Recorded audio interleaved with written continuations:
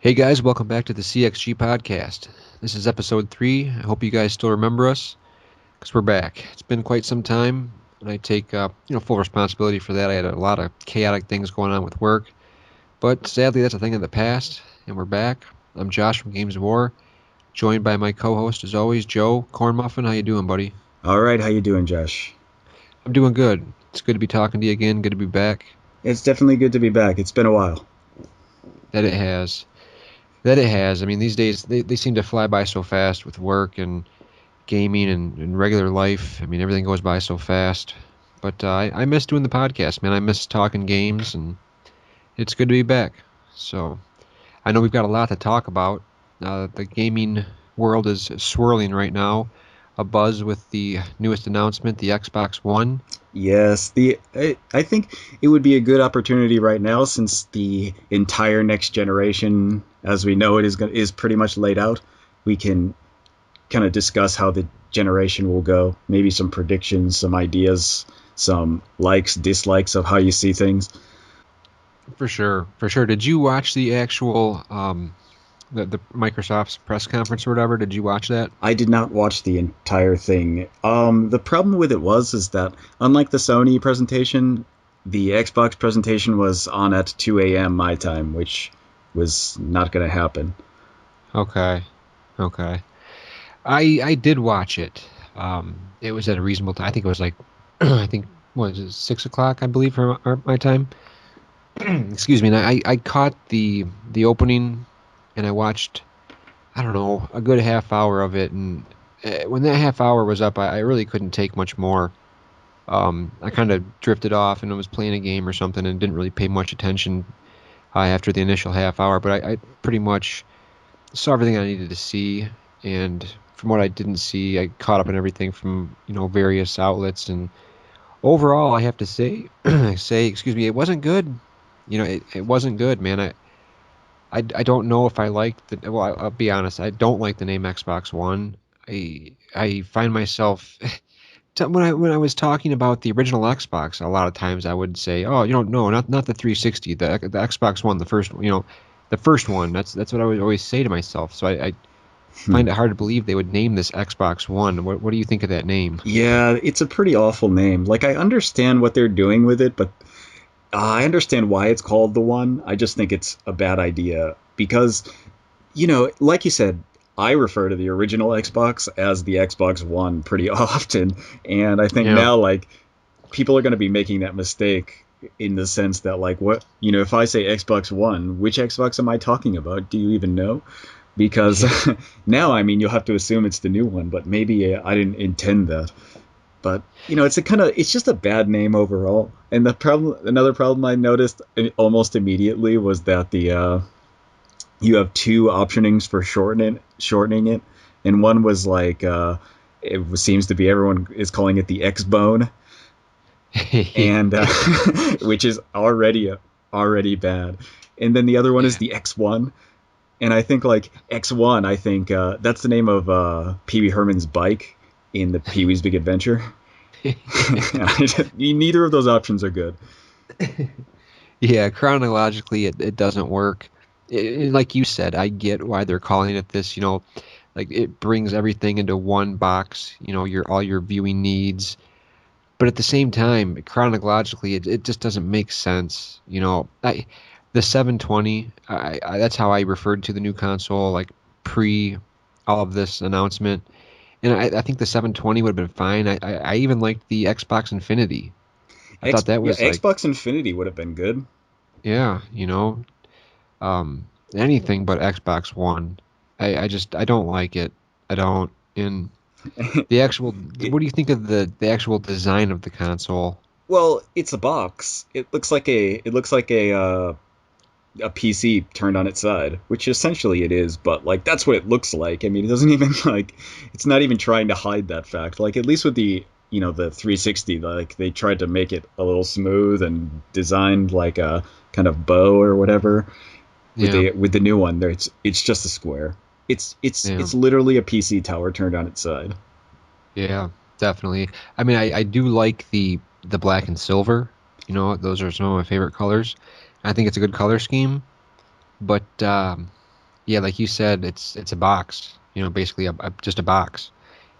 And I don't know, man. I mean, I wanted to with these new consoles, like we haven't seen the PlayStation 4 yet, obviously, but I wanted to see some like really futuristic, stylish looking, consoles. And going from the Xbox One, that's definitely not gonna be, I wanted to see something really cool.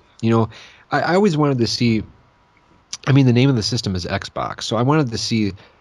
I don't know. It was always my dream to see like an X incorporated into the design of the console somehow. And there was like some mock-ups and early design drawings of like the first Xbox being done like that. And it's got the X on it, but with like the grill parts on the side. But it's just not futuristic enough looking. I wanted to see something really cool, and it's just a box. Yeah, It's just disappointing. it looks like a VCR basically. I mean, a lot of people are saying that online, but it's so true. It really does look like a VCR.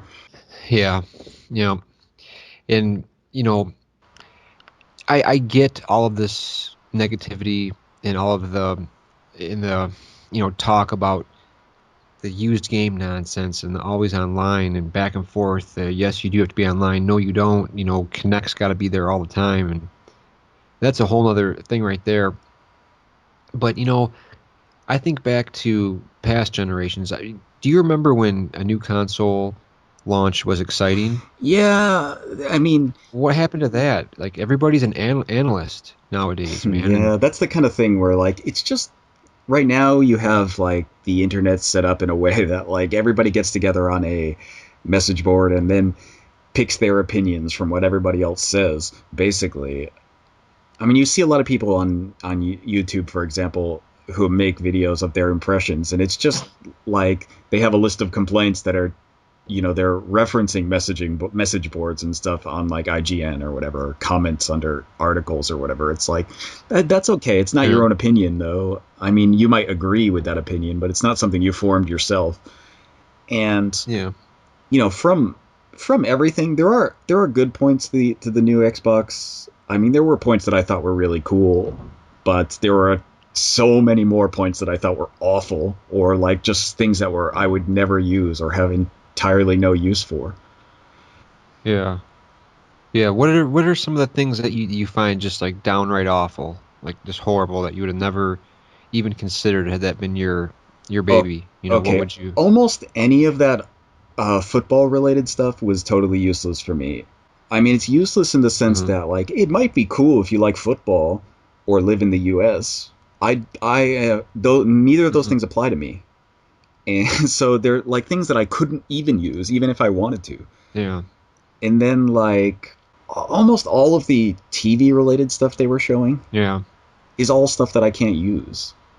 It's all stuff it's very US specific. Anybody outside of the US can't use that probably. And that brings the question. They haven't really have they said? I mean, obviously it's gonna have to come out in Japan, I would assume. You know, but have they announced anything for Japan?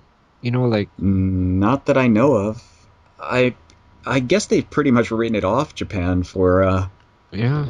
I mean their announcements all that entire presentation was like the reaction in Japan was like, well, I guess they've given up on Japan. Yeah, and I guess like I know the Xbox 360 never really caught on in Japan. I mean that's a safe assumption. Is that correct? Yeah, well, I mean, it's not like I mean, it's not good. But they sold more than a million units. That's not it seems like a small amount, but the PS3 hasn't sold like hundreds of millions or anything. It hasn't sold like even 10 million, I don't think, in Japan. Wow. So is Japan? There was a time where if the system wasn't doing good in Japan and the games weren't coming from Japan, like the system was in trouble. Remember that time? Like if Yeah, well, that was like, you know, back when I want to say even like PS1 era, pretty much that yeah, was it. my how that's changed now. Do you think, honestly, do you think that they're just going to ignore Japan altogether and just concentrate on, like America and Europe? And I mean, do you think that's what's going to happen, or do you think they're going to have to eventually come out and say something about their Japanese strategy? I think I wouldn't say they're gonna give up on Japan, but I'm sure they'll I'm sure they're gonna release. the Xbox One in Japan, but I'm sure they're not going to put as much effort into it as they did for the 360. Yeah. Yeah. Yeah, and that's, a lot of the problems you brought up is the same thing with me. To me, what I got from that initial, and to be fair, like E3 hasn't happened yet. I think at E3 is where we're going to see what they've got for games, and I can't officially rule out the Xbox One and call it shit and, dog on it too bad until I see what they've got planned for E3. I Um, agree. I think the E3 is where we're going to actually see what it is related to games. I yeah, mean, what they showed now was like a horrible, lowest common denominator. Anybody who would possibly want to buy it, they were showing things that might be good for them, yeah, not for like the main thing, which is games. yeah, yeah, And the problem with it is that it made people think that the main thing is not games. yeah. That was the biggest problem. It really was, and it made you think that this is the thing you have to have to like watch TV, like a supplemental thing to cable where you can just talk and it'll do and apps and just like casual crazy. You know what I mean? That's what it came across like to me. And I've been operating just fine watching TV without that thing. I'm sure I'll get along without it. So. But like I said, I'm not going to judge it too heavily until we get to E3. I mean, to be fair, we don't know what the PlayStation 4 looks like at all, and Yeah. they were vague on a lot of stuff with the PlayStation 4 as well in terms of used games and accounts tied to games that were purchased and things of that nature. We don't really know yet with that either. So it's still up in the air for a lot of things. Yeah, it's true. We don't actually know anything about what Sony's plans are. They've been pretty vague. They've said like, I mean, they've come out and said the PS4 will play used games, but so is Microsoft. Yeah.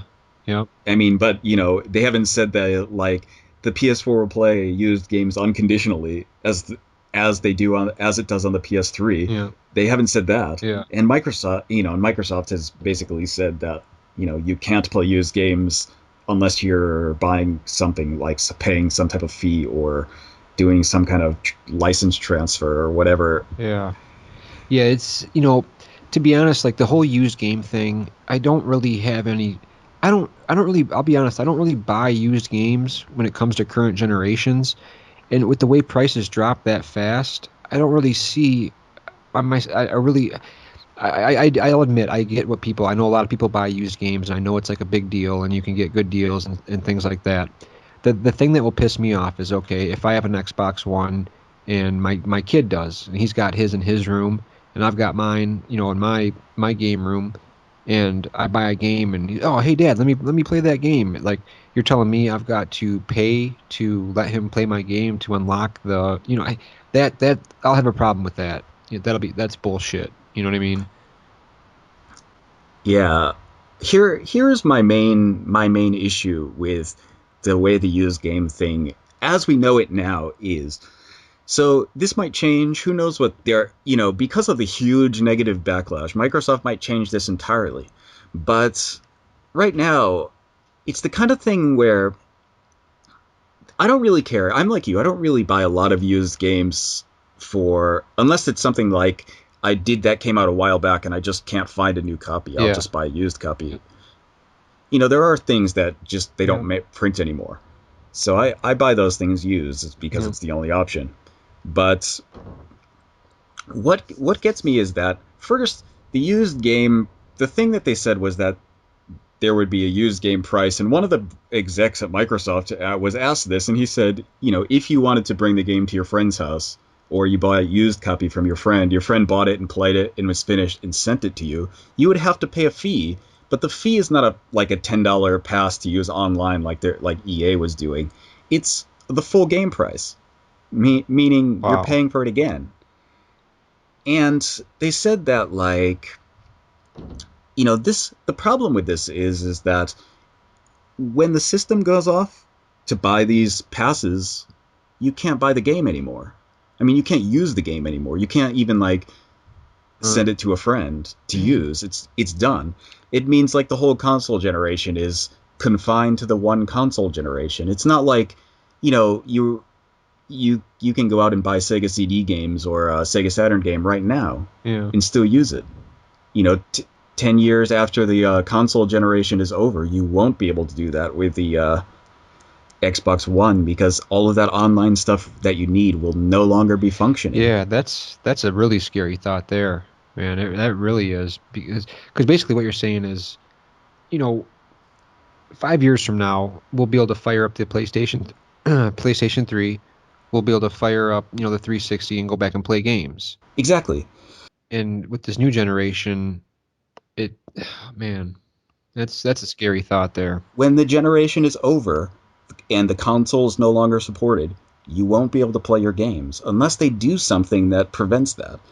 And the thing is not even that. It's even if you like, okay, they put in a system where like if you bought the game, you can use it whatever without after the system is over without connecting online. Okay, great. What if I want to buy an old game that I didn't get a chance to play, but now I have some need to play it? Yeah, how are you going to unlock that? You can't. That's the there's no way. See, So that's they've got to do something, man. Like in the one in a perfect world, I hope that Sony, came out first. They announced what little announcement they made, and they knew that Xbox was going to announce their stuff. I'm hoping that Sony revealed very little. I hope that Sony watched this Microsoft conference and is listening to what the hell people are bitching about. I really hope that Sony sat back and watched all this negativity blow up in the Xbox One's face, and I hope they're going to really think about when they come out of E3 what route they're going to take. You know, well, it would be like the death blow if they decided to come back. They came out and said, we're not gonna charge you anything for used games. It's gonna be the same as the system as it was on the PS3." If yeah, they said that, I mean, it might not be like super popular with developers, but you know, developers would have to make games for it because that's the system everybody would buy. yeah, you know, yeah. Man, talking like that, I was all for like I know that I'm going to buy a PlayStation 4. That's already a given, but hearing that kind of the point that you brought up, like what happens when this generation is over. If Sony does stick to, I don't know that I'd buy either one to be honest with you. If I know that for a fact that when this generation's done, all those games are useless.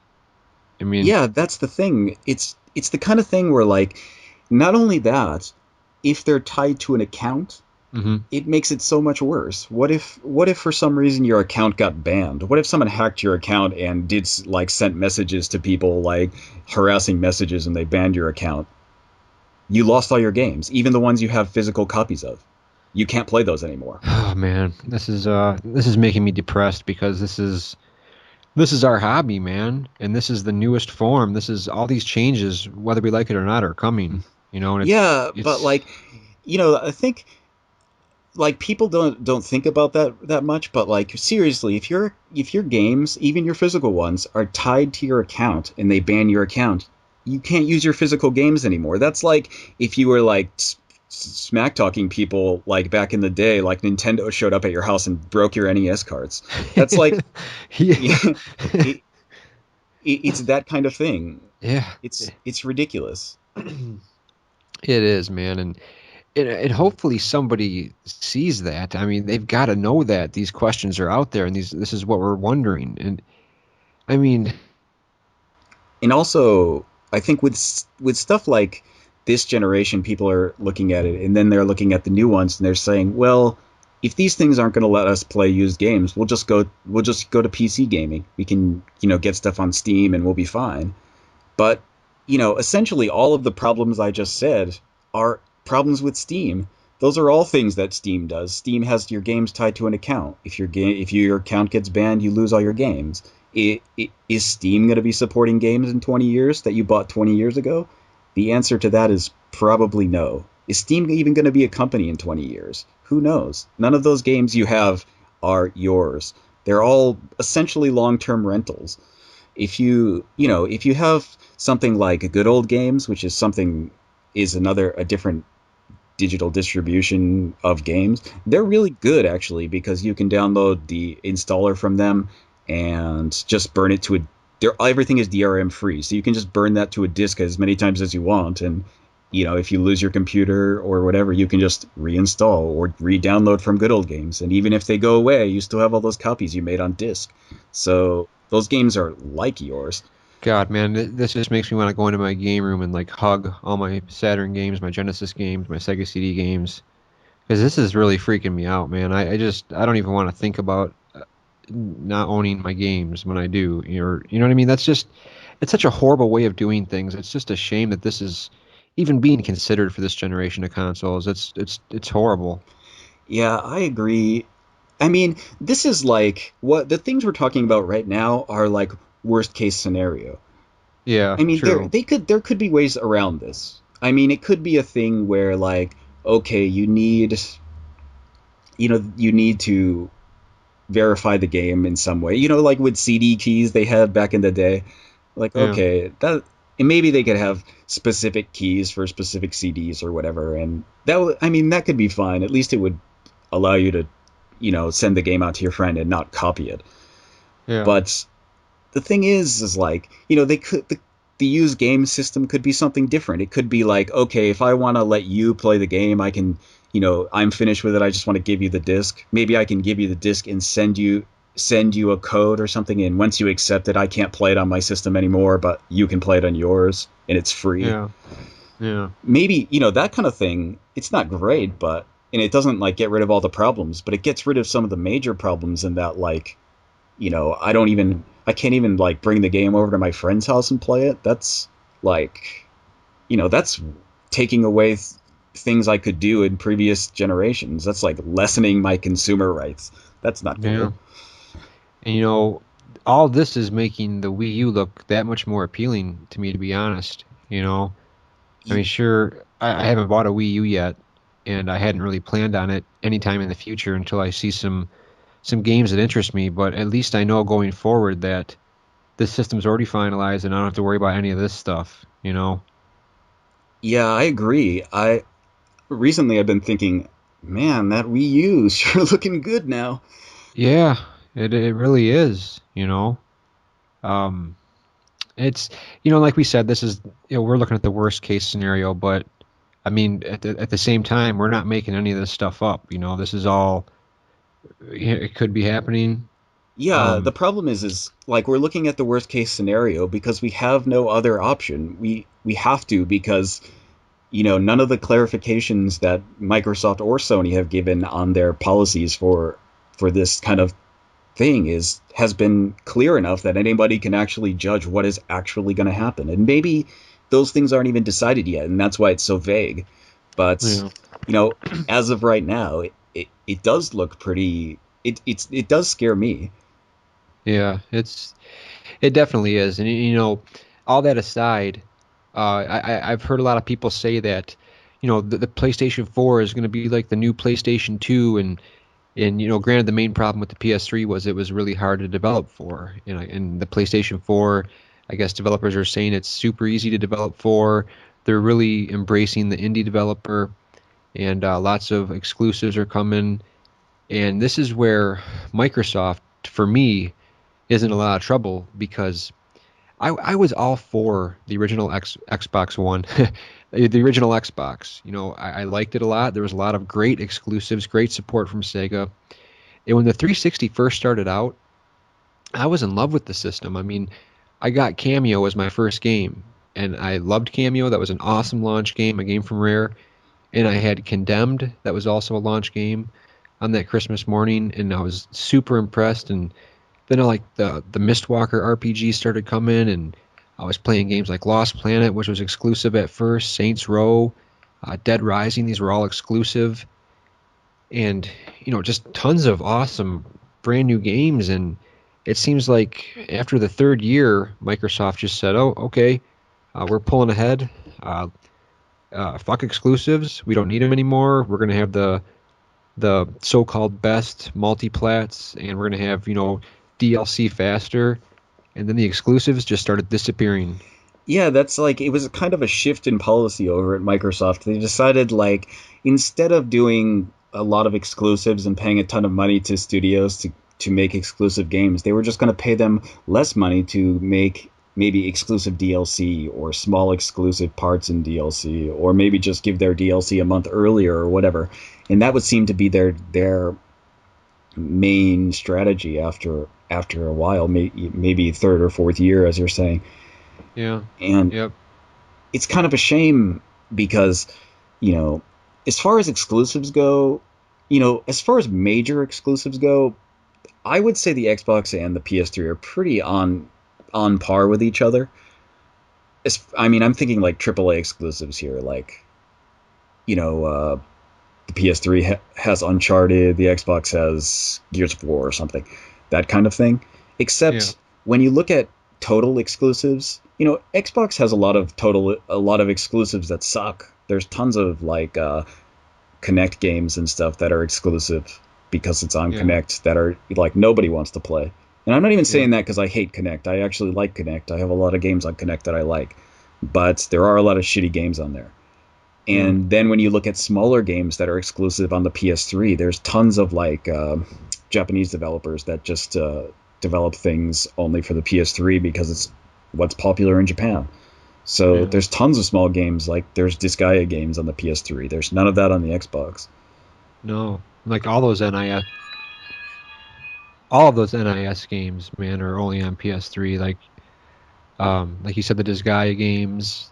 There's that new Time and Eternity coming out. There's a lot of those games, granted, weren't well received, like The Last Rebellion and Cross Edge and a lot of those kind of games, but they're still exclusive nonetheless. In my mind, Gears, Xbox 360 has left off with Gears, Forza, and Halo, and I guess Alan Wake. But the days of like Lost Odyssey, Blue Dragon, freaking Magna Carta 2, those early exclusives that I loved so much on that system, it's just not the same anymore. And that's why I kind of drifted to the PlayStation 3 mid-generation because, I love the Ratchet and Clank games. I love Infamous. I love Sly Cooper. I love, games like Journey, PlayStation All-Stars Battle Royale. Like, I love all the PlayStation characters, and it just seemed like Sony was offering a lot more exclusives than the Xbox was. And I'm not saying exclusives are everything.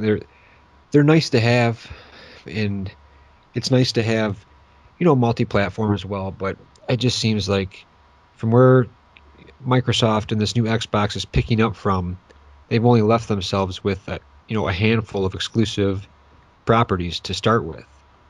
And I've heard them saying that they're going to bring back like a lot of exclusives. Rare's going to be making games again for them instead of just fucking avatar outfits, which is a good thing.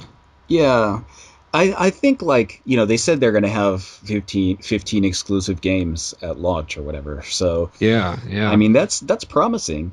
I think a definitely. lot of the thing with this is that, Microsoft might have a good game strategy, except they didn't show any. Like Yeah. the only real game that they showed for the Xbox One was Quantum Break by Remedy. Yeah, and that was like some live action mixed with gameplay, if I'm not Yeah, mistaken. it wasn't like gameplay really. I mean, they were just it was like a teaser trailer for the game. And I would buy it. Remedy makes good games. I liked Alan Wake. They do make good games. You're right. They So do. I mean, I'm not down on that game. It looks good. But, Yeah. it was like the only thing they showed besides Call of Duty. And, Yeah. that it was the same complaint I had with the PS4 announcement was that the PS4 announcement actually did show a lot of games, except nearly all of them are going to be cross-platform. There's no benefit to showing Call of Duty at the Xbox event because, that's definitely going to be on the PS3, PS4 also. Yeah. Yeah.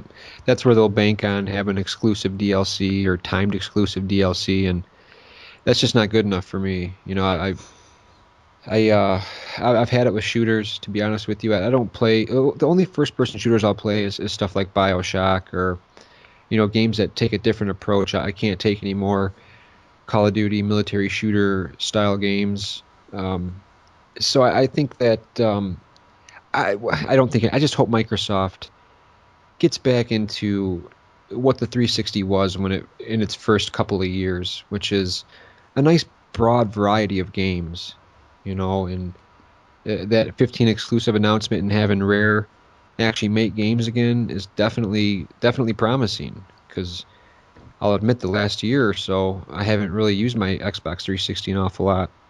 Yeah, I'm kind of Yeah, with you there. I haven't been using my Xbox as much as I mean I've been using my PS4, my PS3 more than my Xbox, and it's definitely. only because there's more games coming out that are worth playing on the PS3 than on the Xbox, and that's like I'm with you because I would have said I don't really have like a strong preference. Like I use the Xbox 360 as my like game console for multi platforms only because more people I know have a 360. Yeah. But if if it came down to it, I'd probably use the PS. Right now, if somebody said which system should I buy, Xbox 360 or PS3, well, I mean, it's kind of at this point PS3. PS3 all the way. When you look at it like that, okay, the 360, I don't think there's one more game that I want for that system. You look at the PlayStation 3, I just finished playing Nino Kuni not too long ago. Tales of Exilia, which is probably my most anticipated game in quite some time, is coming soon. We've got The Last of Us, highly anticipating that. We've got Beyond Two Souls, and that's just like, 4 or 5 games right there that not just, oh, they're coming out, that's cool. I'm like super excited for these games. Exilia, my Tales is one of my favorite RPG series of all time. It's a exclusive game coming there. Makers of Naughty Dog, or makers of Uncharted, Jack and Dexter have an awesome new game coming out. These are big games, and this is, what, 6 years into the life of the system, 7 years. Microsoft has got nothing for me. Yeah, I'm with you. I can't think of any exclusive games on the 360 that I want to buy. I can't think of any. No, I can't. I mean, the only other big exclusive they have that we didn't mention was Crackdown, and the second one sucked in my opinion. First one was pretty good. There's also that I don't know if it's still coming out or what the hell's going on with The Last Guardian on the PlayStation 3. And there's also that Rockstar game that I just read an article not too long ago that is still coming out, Agent, which is like a big open world Rockstar game. I mean, we haven't heard a thing on that, but they say it's still coming. Yeah, So, I mean, I really, and speaking on that, they've got to reveal The Last Guardian at E3. I pray to God they do. If they don't, I'm afraid to say that that game's no more. Or it's either, I don't know what to say after that if they don't reveal it at E3. yeah. If they don't show anything on that, like it's almost like hoping for a lost cause. That thing is like, when did they first announce that? Like when the at the PS3 launch or like shortly Yeah, I after? remember. Yeah, I remember seeing that. What was it? That it almost looked like a sewer drain in that chain with some foliage around it. Some plants or whatever, and that was like the announcement shot. And you look back, they did 2 games during the PlayStation 2's life. This has been 6, 7 years, and not one game from Team Eco. Not one game. We need the last guy. That's another one that I'm like, I was talking about. Exilia. I'm super hyped for The Last of Us. I'm super hyped for Beyond Two Souls. I loved Heavy Rain.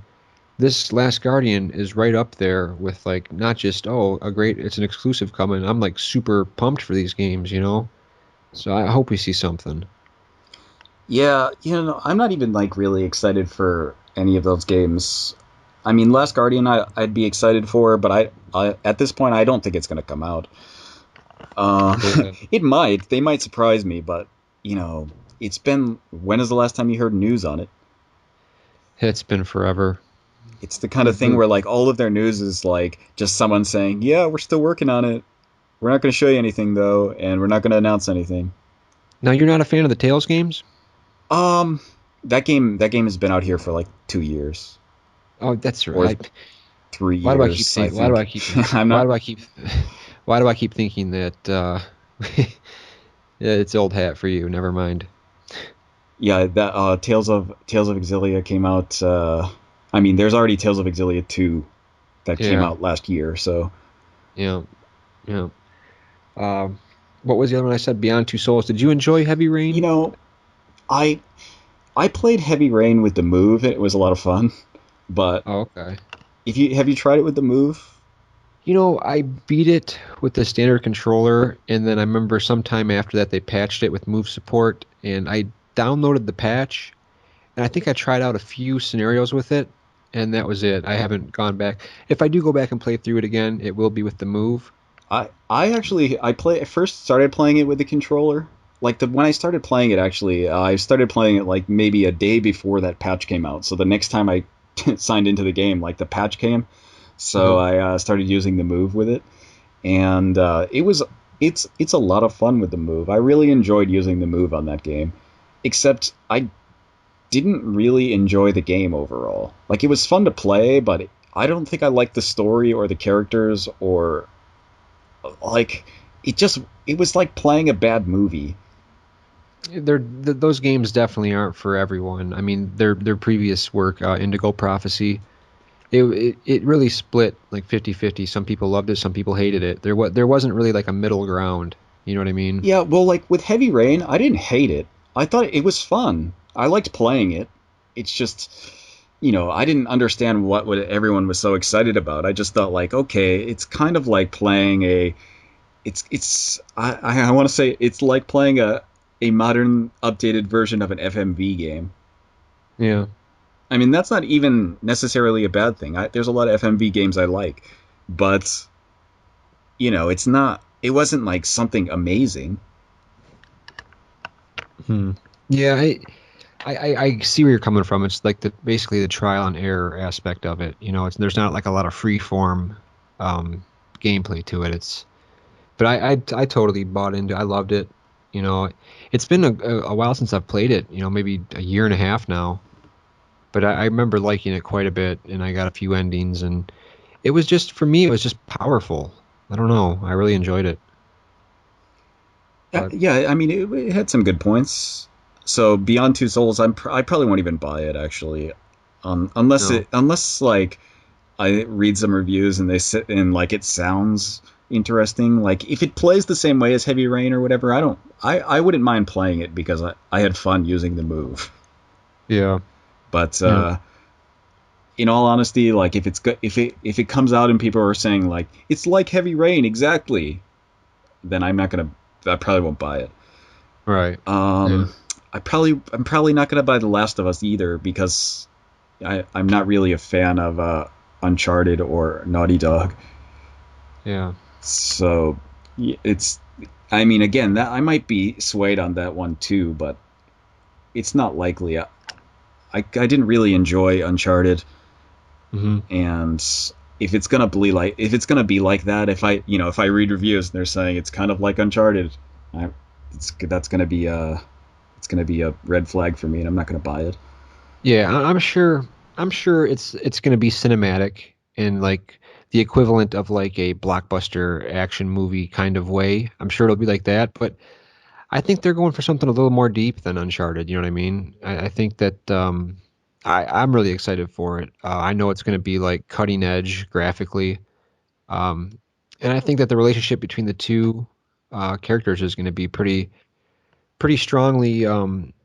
It's like a good dynamic between the two characters. I'm looking forward to it. Um, Yeah, I'm gonna have to wait and see on that. I'm yeah, not excited about it at all. So it's the kind of yeah, thing where like I don't know if a lot of people are telling me that they think I'll like it or whatever, then I'll probably download it or not yeah. download it, but buy it. But It'll be interesting to see if it's like a huge game. If it's like a huge game, if we get The Last of Us, then The Last of Us really this time, The Last of Us Part Three. If they try to milk it into some big thing, oh. like Naughty Dog tends to do. But um, I'm still pretty excited for it. Now, did you play the newest Sly Cooper game? Did you play that or any of the earlier Sly I games? don't think I've ever played a Sly Cooper game. Okay. What do you think of like, like 3D platformers in general? I Do you am like them? not a big fan of 3D platformers. In all Okay. honesty, I can hardly think of any that I like. Um, Ratchet and Clank? Not really a fan. No. That Alice Madness Returns game was fun. Yeah. Yeah, Uh, that was a good game. The art direction was fantastic in that game. I'm trying to think of 3D platformers that I like. Is it like the whole like furry critter type thing that just turns you off? Yeah, I don't like that, but that's not generally. That kind of thing won't stop me from playing the game if the game is fun. I Hmm. mean, it's the kind of thing like my feeling with anime-looking games. I don't really like those kind of cutesy anime style games, like the art style. But if the Yeah. game is fun, I'll play it anyway. But so it's the same kind of thing with like furries or whatever they are. I don't know like what Yeah. you would call those things, but I'm not a huge fan of that kind of style of stuff either. But if the game is fun, I'll play it anyway. It's just the kind of thing where I don't really. I'm trying to think of some that I liked. Enslaved was all right. Okay. Um, would you consider Devil May Cry a 3D platformer? I mean, it kind of is. Um, I guess kind of. I don't know. I'd consider that more of like an action combat game with like m mild platforming elements. But the new one with like the jumping and like the hovering, I guess it would be. I guess it would be considered a semi-platformer. Like platforming elements. Yeah, I mean, I enjoyed that, but again, like you're saying, it's not like truly a platformer in the sense that like it is kind of like combat game with mild platforming sections. Yeah. So, I mean, is Assassin's Creed a kind of a platformer? Yeah, I would say so, definitely. I mean, it's not. I mean, I would say that it's like a platforming elements. Yeah, strong element of platforming and climbing and such. No, Assassin's Creed. You know that Black Flag?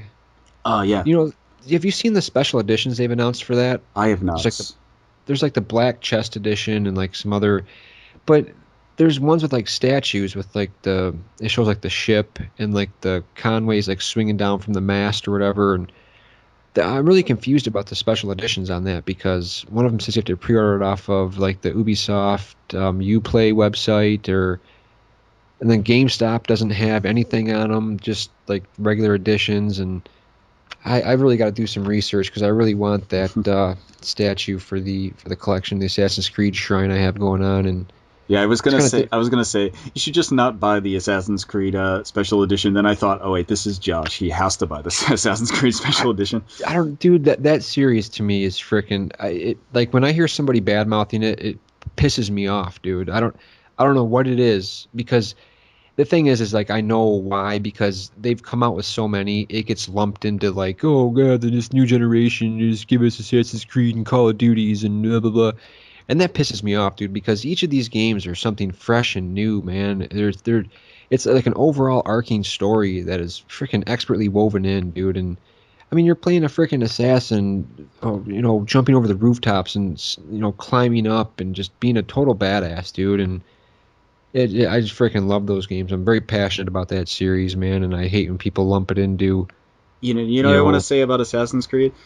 mm, That I really enjoy Assassin's Creed, and the thing with Assassin's Creed was that they Ubisoft does it to themselves because when you look at Assassin's Creed, it looks yeah, like it's gonna be the same game, but yeah, when you play it, you realize like, oh, this is kind of awesome. It's totally different.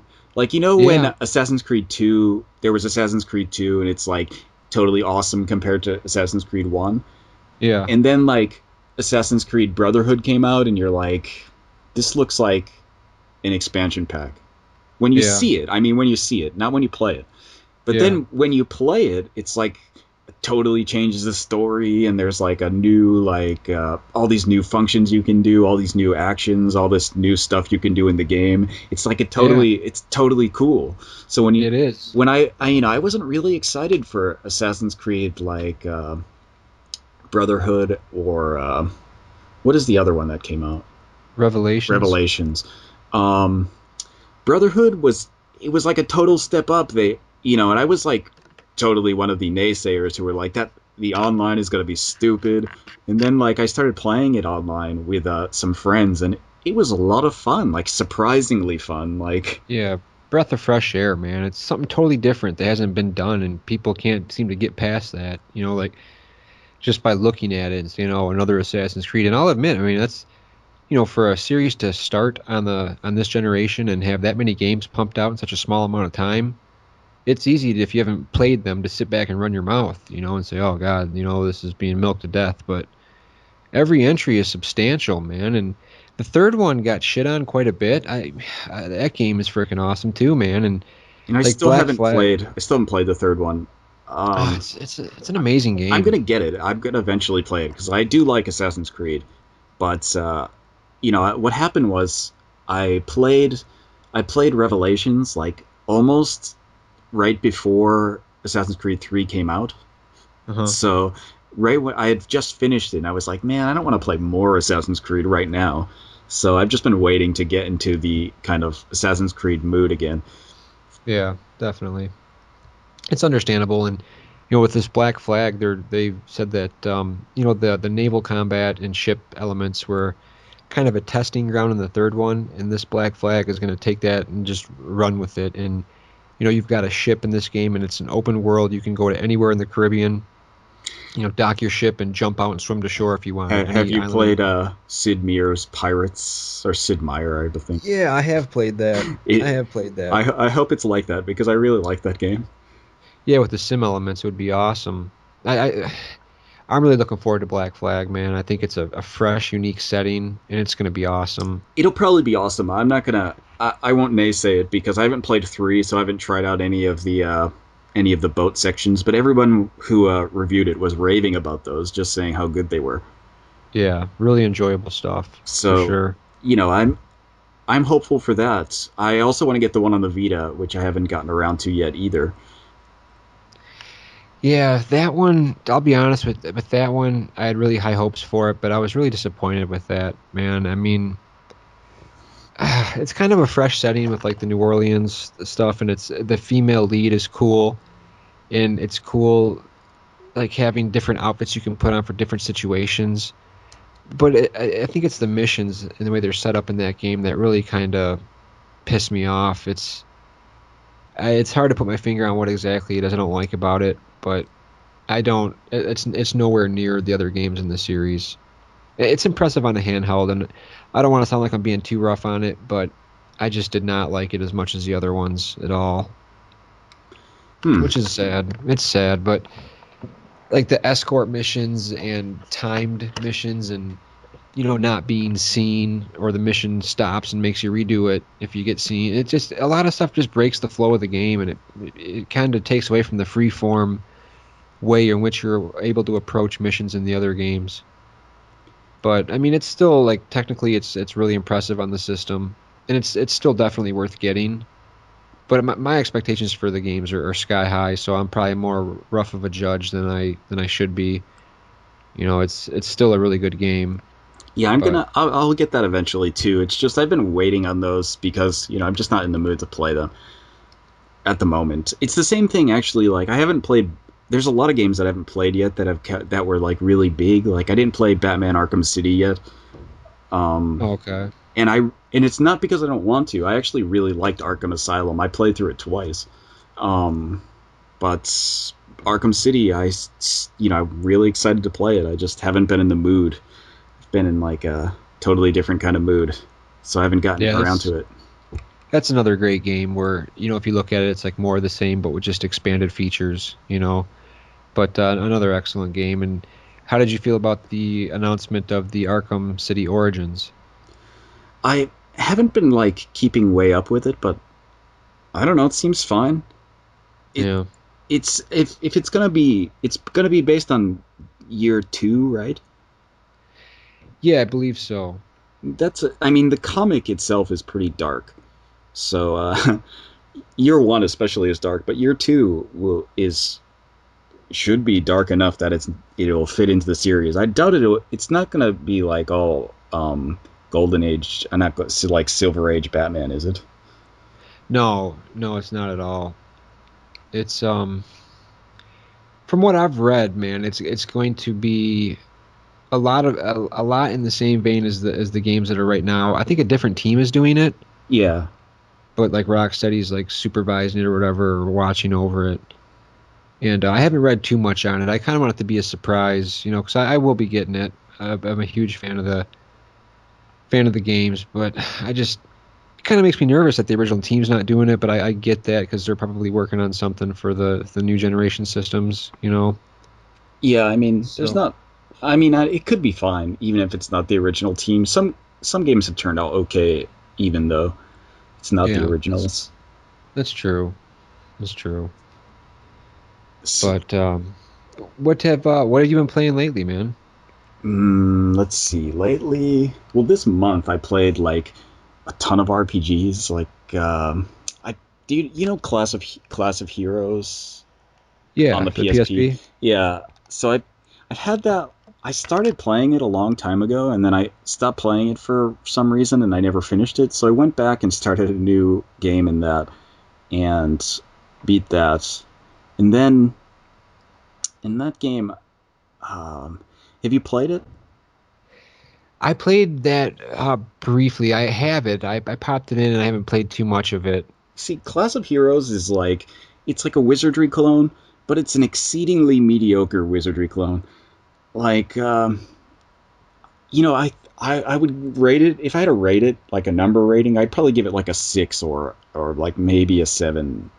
It's not even probably a 6 is probably right around where it should be. It's like exceedingly mediocre, Hmm. and like it's it has some problems like balance problems and that like you can blow through the game. Like I mean I beat the game and my party was like level 17.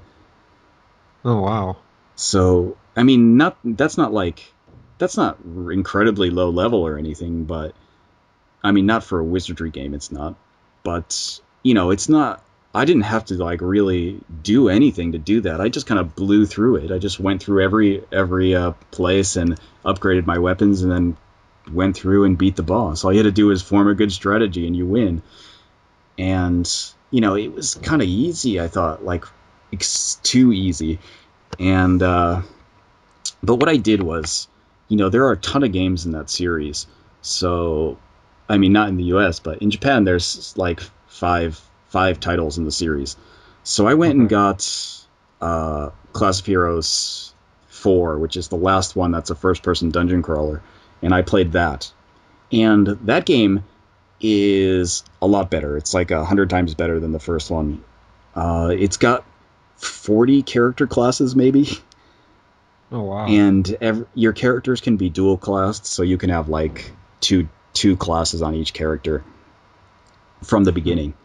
And then Okay. like you have the dungeons are different. It's not like that same kind of like Class of Heroes 1 had this thing where you have to run through and unlock doors and stuff in every dungeon. Every single one was the same kind of goal. Whereas in this one, the dungeons are all separate and they're not randomly generated and they're, put together in a way that it's interesting. And you have like a bit of a challenge and the leveling system is different and the skills are different. It's really like a lot more challenging and a lot more fun. Now is that on the PSP as well, Yeah, or? it's also on the PSP. Okay, now there's one that's like on Kickstarter, or was it on Kickstarter, Oh or yeah, is it? for the special edition to come out. Yeah, like that's like Gaijin Works, which is Victor Ireland from Working Designs. Is Yeah, that so? He's pushing. Is that going to be made for sure? Then Class of Heroes 2 that's coming out in the U.S. as well. Is yeah. that? I guess they had pre-orders for that for a physical copy on the website on their website, but that I guess that's closed now. The pre-orders, Okay. and they're not coming out with a physical copy. It's not going to be sold in stores. It's Okay. only going to be online, except for that one like special editions you had a pre-order from their site. Okay. Yeah, like if that would have been any other game than a first-person dungeon crawl, I'd be like all over it. But that's the one genre of RPG that I'm not really huge into, you know? Yeah, it's Uh, understandable. I think like I'm really into them because they're the first kind of RPGs that I played. I mean, Okay. it's just the first kind of RPG that I played, so I just kind of expect RPGs to be that way when I play them. It's Right. it scratches a certain kind of nostalgic itch for me. Yeah, definitely. I am playing Etrian Odyssey 4, which is like the first. And to be honest, I'm also playing Soul Hackers, which are both like first-person dungeon crawls, and I'm really enjoying both of those. So, maybe I can go back to Clash of Heroes with like a better appreciation for. I mean, would you consider Clash of Heroes like in the same league as either one of those games, or No, is it? no, No. no. It's not even close. Those games Okay. are real. Like Soul Hackers, that Soul Hackers and Etrian Odyssey are really high quality for first-person dungeon crawlers. I mean, Soul Hackers a little less because it's older, Right. but it's not to say that it's bad because it's old. It's bad. It's not bad at all. It's just that it's less refined than Etrian Odyssey is because there's been like 15 years of time in between. Right. But the thing is that those games are really high quality. And then when you look at what's it called, the Class of Heroes, it's kind of disappointing in that like there's no real. I mean, there is a story, but it's not like incredibly interesting. And a lot Yeah. of the mechanics are really not so fun, or they're Yeah. fun for a little bit, and then you just have to do them a million times, and it becomes not fun. Yeah. That's a lot of the problems with Class of Heroes, the first one. The fourth Yeah. one was That's really good though, so I'll probably go back actually and get the third one, and maybe I'll try out the fifth one, even though it's third person.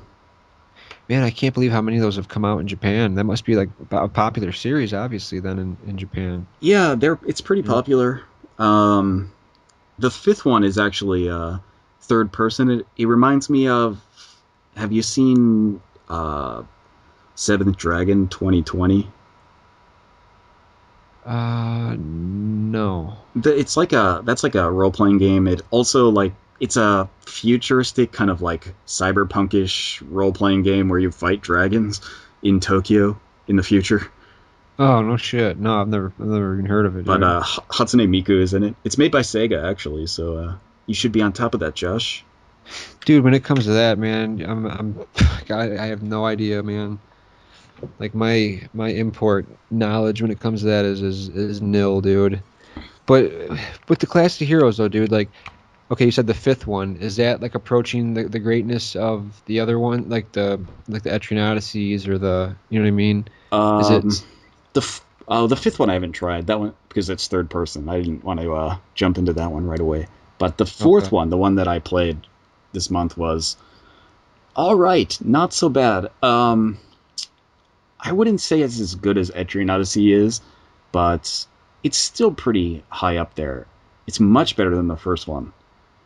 So Okay. it's never going to come out in the U.S. Yeah. But I mean, Yeah. the second one is coming out in the U.S. soon. You know what I mean? Like after many years. So Yeah, we're definitely behind on that. And you know, you say that Etrian Odyssey is like the better game than what I like about Soul Hackers is like it's got like a really cool story in there, man. I'm really liking the banter between like that one chick that's got the demon like takes over part of her soul or Nemisa. whatever and yeah, man, the banter back and forth and like your whole gang of like hackers and stuff, man. I really enjoyed the story and the writing. And with Etrian Odyssey, there's not much story to it, but Yeah, I the way it says things is pretty cool though. Like, oh, you see a guy, just the way it's worded is pretty cool. You draw your sword and look to the sky and feel a fresh breeze coming through. Shit like that is really cool, man. yeah. See, And, there is kind of a difference in style for those games. Etrian Odyssey is really like a wizardry game. I mean, it plays like a wizardry game. I mean, it's a lot. It's very similar. You create your party out of a group of kind of set classes yeah, and set races, and you have to customize a party to be optimal for each situation. yeah, it, That's essentially the the good points of playing a wizardry game is that even like and I recently played the first wizardry again, went through the first three wizardry games. I have them on the Saturn, and I went through and played them all again, and it's still fun. That game came out in 1981, and it's still like a really good dungeon crawler. Yeah, you know what? Like I said, I've never really been into them, the first person dungeon crawls, but what I'm finding addicting about like the genre, I don't know if it's like with all the games, is like, you're underpowered and it's all about like exploring the world and seeing like those fish jump up. You're like, oh shit, go catch the fish. You like see some ducks flying, go get those ducks and grab some like vegetables out of the ground or whatever and gather up all of the shit, and take it back to town and sell it and get some gold, which is like gold is everything, man. And going back in into the labyrinth and just fighting as many enemies as you can, going back and like saving up for those items and the more shit you find out in the world, like you take it back to the store and it opens up new things to buy because you brought in new materials and like it's really addicting, man, just leveling up your characters and getting those new items and taking them back and getting better weapons and watching your characters grow and like seeing enemies that would like decimate you when you first started. After about 6, 7 hours, you come back and just put the ass whooping on them and make progress. It's like I'm finding it really addictive, dude. It's awesome. Yeah, that's like one of the. It's like the real good points about first person dungeon crawlers that are done well is that Mm. you'll find that you want to go through the dungeons and you want to fight a lot of stuff, even though like people think of it as grinding. You don't think of it as grinding because you think of it as like I'm collecting this thing or I'm doing this, even though it's literally just fighting monsters over and over. You're thinking like Yeah, you're doing it for a purpose, not for just like, oh, I need to gain levels. You're doing it because you need to get this item or you need to get these things to make your characters better or make this yeah, strategy work. You have to do this to make your character better. yeah. And it it's essentially grinding, but I mean it's done in a way that it kind of hides the grind from you. First person dungeon crawlers because I thought to myself, oh man, it's just grinding nonstop and not much.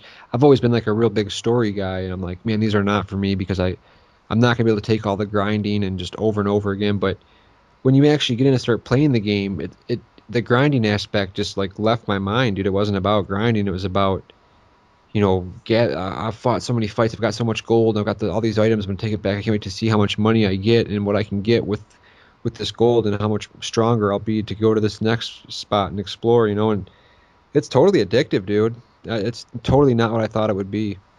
Yeah, that's like I want to say like like for example in the wizardry games, in the first wizardry, like you beat the game. When you beat the game, your level is like maybe 10 or 12. Like it's not Hmm. about being a level. It's about like making a party that can fight adequately in the situation that you're going to be in. So Okay. a lot of it has to do with strategy. You have to really think about the boss battles. It's not something you can just like power level through in a lot of cases. A lot of times you really have to think about how you're going to go about fighting and how you're going to go about, killing each different boss in a separate way. Right. That's like Now, the kind of way that I think about games and like role playing games, which makes some games a lot easier. Like some games, if you have that in mind from the beginning, like thinking about how you're going to build your party to fight certain bosses, like you get to the boss and you have to figure out a strategy. Like a lot of people don't do that. A lot of people just yeah, think, well, I can switch it to easy here and fight the boss by grinding, and that's about all I no, would do. Like that's. I mean, it's an option in the game, I guess, but it's not an option as like for me, it's not an option because I know there's a strategy I can come up with that'll get me through it without having to switch to easy mode. yeah, definitely, man. Now, the Shin Megami Tensei 4, that's not out in Japan yet, is it? No, it's out. Was it? I've been playing it for about a week. Now, would you consider that a dungeon crawler? It's a dungeon crawler, but it's not first person. Okay. Now, how that's exclusive on the 3DS now, right? Yes. Is that like is that one of your favorite series, would you say, the Shin Megami Tensei? Yeah, it's probably it's not my favorite game series all over, but it's definitely one of my top games that I really enjoy. Do you prefer that to the Persona series or? Yeah, I prefer the main SMT series to Persona. Okay. Now, how is the fourth one? How's that one Okay, stack up? I'm about 20 hours in, I think, right now, Okay. and it's good. There's a lot of stuff with it that's different. I mean, there's a lot of things that are not the same in that, it kind of plays like a mix between the older ones and 3, which was also third person. Hmm. And then it has some kind of added things that are some are good and some are not so good. But overall it's great. The story is interesting and the settings are awesome. I really like what I like about the SMT series more than like say Persona is that the settings are totally different. They're really dark and they're real. Everywhere is dark and everywhere is desolate and everything is like totally like weird in a way that's like totally. You have to really think about what's going on when you talk to people because they all have a motive and you have Hmm. to think about what their motive is and if you want to join up with them or you want to help their motive or not because it affects the way the game plays out. Hmm. So it's pretty interesting. Now, did you just recently get a 3DS? No, I've had one for a while. Yeah. How long ago did you get that? Would you say maybe like has it been a year? Maybe a year. It Okay. might be less. I'm not even sure. But I have a lot of games for the 3DS now. Yeah. What games do you have for it? Um, Off the top of my head, Is Project. there do you have like a lot that hasn't come out in the US for it? Probably maybe. I don't know. I have. Let's see, Project Cross Zone, Lost Heroes, Soul Hackers, Code of Princess. Mm, what else? Oh, Beyond the Labyrinth, and of course, like Fire Emblem and what's it called? Etrian Odyssey. And I have Agit, which is like the simulation game for underground bases. Okay. So maybe half of those are not out in the US.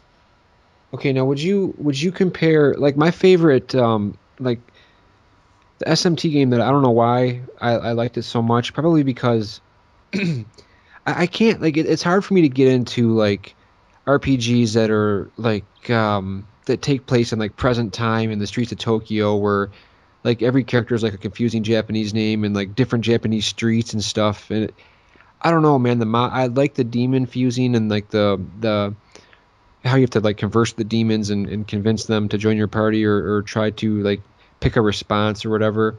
I dig that part, but like the whole modern Tokyo street setting, that thing that's the reason why I really got into Shin Megami Tensei Strange Journey. Oh yeah. Like I really liked that one on the DS, man, how it took place in like the Schwarzfeld or whatever, like that like Antarctic base or something, dude, and it was all like in the cold and that setting of that game really appealed to me, and I really dug that game. Will Shin Megami Tensei 4 will that like appeal to me? But do you think, or is that in the streets of like Tokyo and stuff, or how does that work? Well, okay. When you start the game, it's not in Tokyo. It's in like an imaginary land. Cool. Oh, okay, cool. It's in a country called East Mikado, which you find out is like there's like weird stuff going on with it. Um, it starts out almost like a fantasy RPG because like you're in a castle and there's samurai and Oh peasants in the man, village and stuff. I'm It's already interested, dude. and then like as you continue in the game, suddenly you're in Tokyo and it's modern day Tokyo, but it's like not modern day Tokyo. It's like future Tokyo that's been destroyed. Okay. So of course the places are all modern day places in Tokyo, but they don't resemble Tokyo. And Okay. the when you get to the Tokyo areas, it's kind of like destroyed cyberpunk Tokyo or something. The names of the places are the same, but the locations and everybody there are different. Okay. Does it feel like it's almost like a console game, like on a handheld? Does it feel pretty big, massive? Yeah, I mean it plays like I don't know if you played the Persona 1. Yeah, I have. When you're on the map, you're that little triangle with a circle on top that represents your party. Yeah. That's Yep. it does that in this game. So when you're in the Tokyo area and you travel the map, you're actually like a triangle with a circle on top. Okay. Um, but it's like that in all the SMT games. 1 and 2 at least are like that when you're on the map, and the Yeah. battles are actually first person, like Etrian Odyssey. Okay. They're not. It's Okay. not static images. They're animated slightly. They're in like a couple frame animation loop, Okay. Okay. and I got you. but they're all 2D. So Yeah. you run around the dungeons like Persona, I guess, and when you see enemies, they'll appear or they'll run at you, and you have to hit them with a sword before they hit you, or you'll get like a bonus to attack or whatever, Okay. like Persona 4 or 3. Right. Yeah, I'm really looking forward to that game, man. Like I want to say like the SMT games and Persona and stuff. I really wanted to get into that series like since Nocturne, and I something about them I really couldn't get into them. But like the more I've opened my mind and accepted some of the things, I've really enjoyed quite a few of the entries. I really dug Persona 4 the Golden, even though that was kind of like in Japanese school and like on the streets kind of, but it was the story, like the whole, somebody's been going to the TV and killing people that really appealed to me, and with the strange journey, like that whole, because I'm already sold on the battle system. And the same with like Soul Hackers. I love the demon like fusing aspect and like the conversation, like selecting certain responses, like that part's already got me sold. It's not the battle system; it's the whole overall package and the theme and story. But I'm really finding myself getting into those games lately, and I'm really excited for the fourth one for sure. Yeah, So it's I think you'll enjoy it. It's not like being in a modern day situation at all. that's cool. I'm looking It's forward not to like it. something like Devil Survivor where it's like really like modern day Tokyo or Yeah, modern day Japan. yeah, yeah, man. I tried to get into that, and I love the battle system in that, and the story actually seemed pretty cool, man. But once again, I just couldn't take the average city streets, and it's not just because it's like Tokyo. Like if I was playing an RPG like in the U.S. where I was in freaking Nebraska, and go to Fourth and Wilmot Street and find this demon, it just wouldn't appeal to me, dude. It's not just because it's a Japanese street and names I can't pronounce. You know what I'm saying? It's just I guess I like fantasy, like being stuck in those enchanted lands and castles and waterfalls. However cliche it is, that's just what appeals to me. Yeah, I think like with SMT4, it's like being a character from a fantasy RPG who stumbled into a kind of destroyed future city. It's weird. Okay. It's weird in that way because your characters originally come from this kind of fantasy type land where there's peasants and castles and things, Yeah. and they kind of end up in this new into a place where they hadn't been before, which is like the destroyed Tokyo. Okay. Because yeah, I recently finished Nino Kuni, and I can say that honestly that would be like my perfect RPG. Like recently, there's just one thing that kills Nino Kuni for me, and that is, have you played the I game? haven't. Okay, it's not gonna be any spoilers or anything, but the game, the fantasy world is very rich and it's lush to look at. Everything is great, the different environments. But every time you do something or you talk to somebody and you have your next objective, all you do is look on your map and find where the highlighted thing is to go to. It's totally killed the sense of exploration. And there's times where you go back and forth between like Motorville, which is like the real life city, and the fantasy world. And I mean, there's never any exploration because it's always like clearly marked on your map where you have to go next. And that's something I miss, man. I mean, there's like this huge open world, and when you have your next objective, it's instead of like figuring out for yourself on where to go or like having to think a little bit, it's just follow the freaking map, follow to the marker, and it kills it for me, man. There's none of that in the new Shin Megami Tensei. It's you have a quest list which is new to the series actually, but the quest lists are just the content of the quest, and then you have to figure out where to go. And sometimes it'll tell you directly where to go, but there's not a marker on the map telling you where to go. You just have to remember where that location is.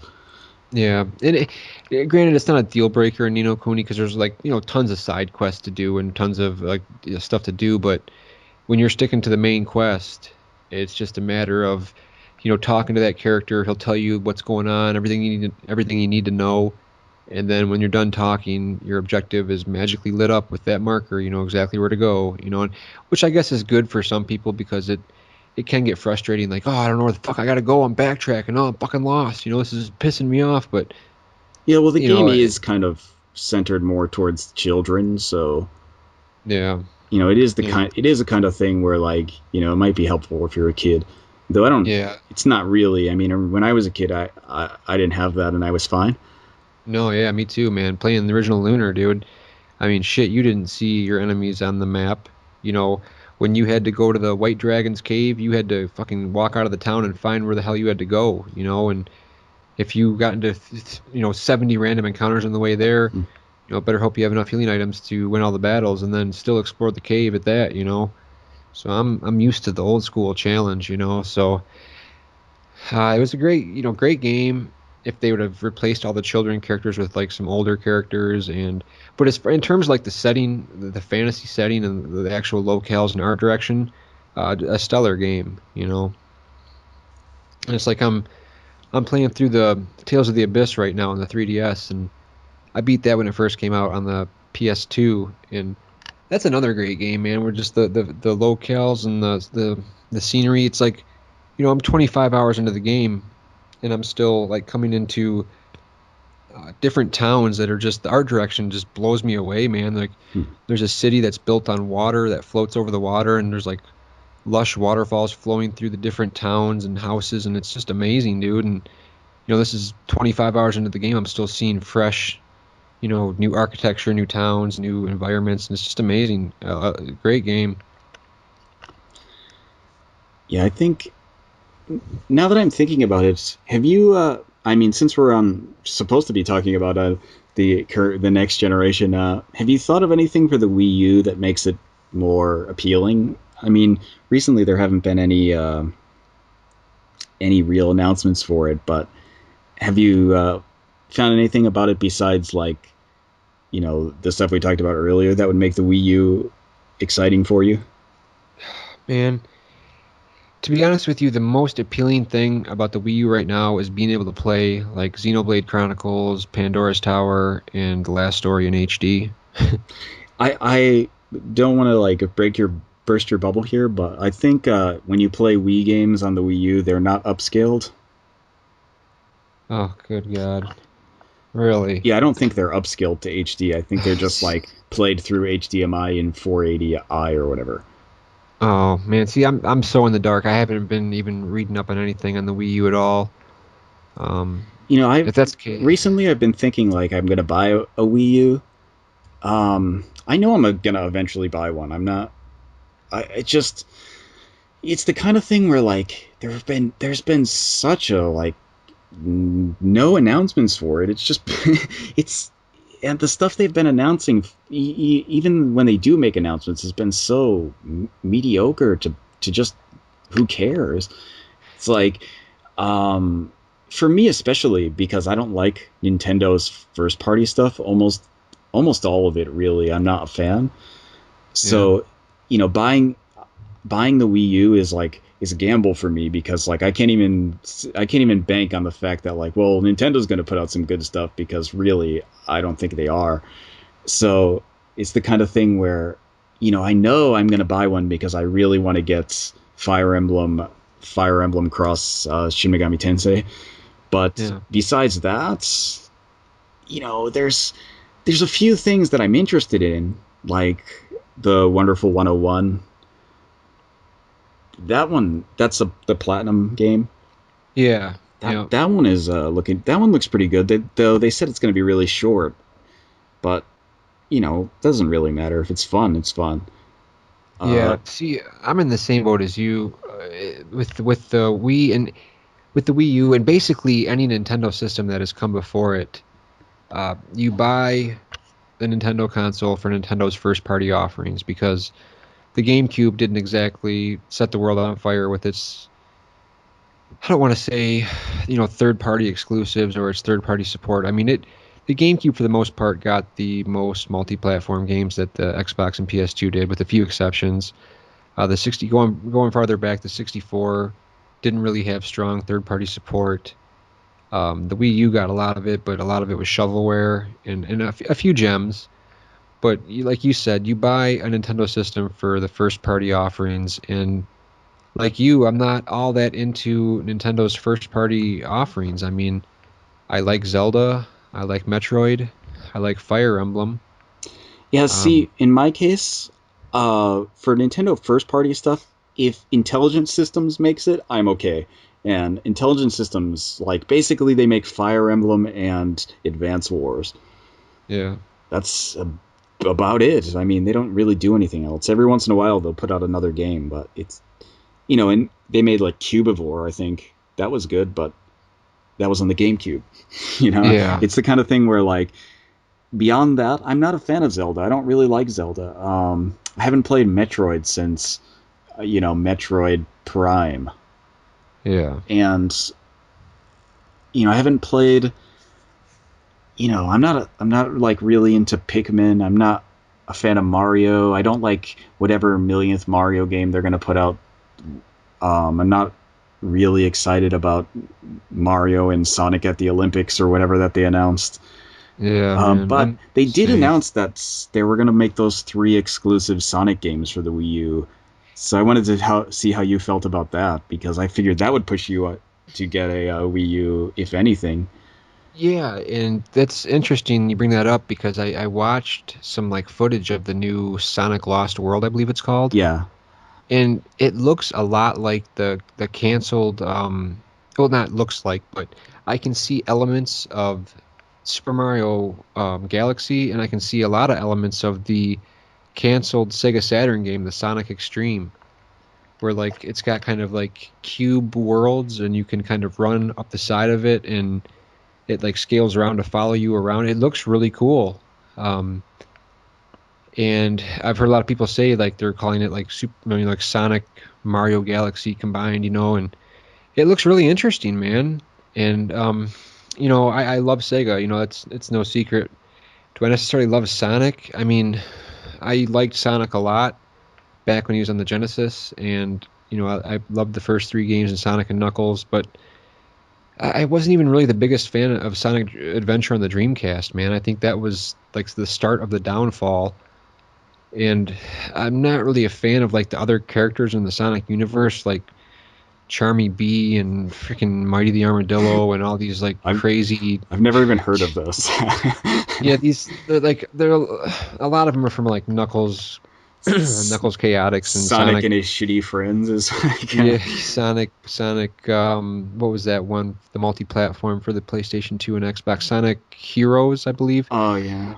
Um, so I'm not like a huge Sonic fan. I mean, I respect what he did for Sega, and I really enjoy Generations. And Sonic's not enough to make me to go out and buy a system, but it does look really good. That new game, the Lost World or whatever. So I mean, that's definitely one I'd check out if I got the Wii U. But I'm reading right here. It says, "Rejoice, my friends! The Wii U does in fact upscale games to 720p and 1080p." Does it? Yeah, it says while the games are upscaled to HD, the native resolution of the Wii games are still the same. The result is a clear and sharper image for almost every Wii game available, but with really clear and pixelated edges. Oh, that's cool. So, I didn't know that. I had read that it was still only 480, but through HDMI, so it was a little clearer. yeah, it says games like Xenoblade Chronicles look amazing with the upscaling. Well, that's good. That's another bonus then. I Yeah, actually, I don't have a lot of Wii games. I probably have total, 10 or 12 maybe. yeah. But Same here. I think I have like the Project Rainfall game. I got, Blast Story, Xenoblade, Pandora's Tower. I think I've got Mad World. I think Mario Galaxy. I've got Excitebots, and Arc Rise Fantasia, and then like Fragile Dreams and Lost in Shadow. Like a few of the like the what are the like I don't know, lesser known gems, I'd say, like Lost in Shadow I consider to be like a gem, and Fragile Moon. Those are some good games, but like we've talked about, I'm not a big fan of like Nintendo's first party stuff, so not a lot of that stuff appealed to me. Mainly just the RPGs. Which I wanted to ask you, have you seen how much the value has gone up on Xenoblade Chronicles? I haven't, but I heard that like the last I heard, it was like over $100.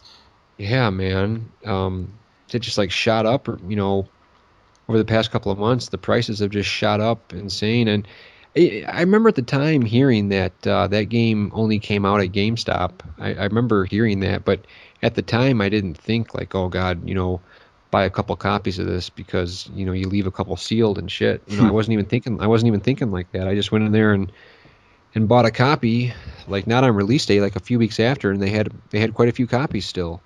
So I didn't think anything of it. I Yeah, guess the now last. I guess it's.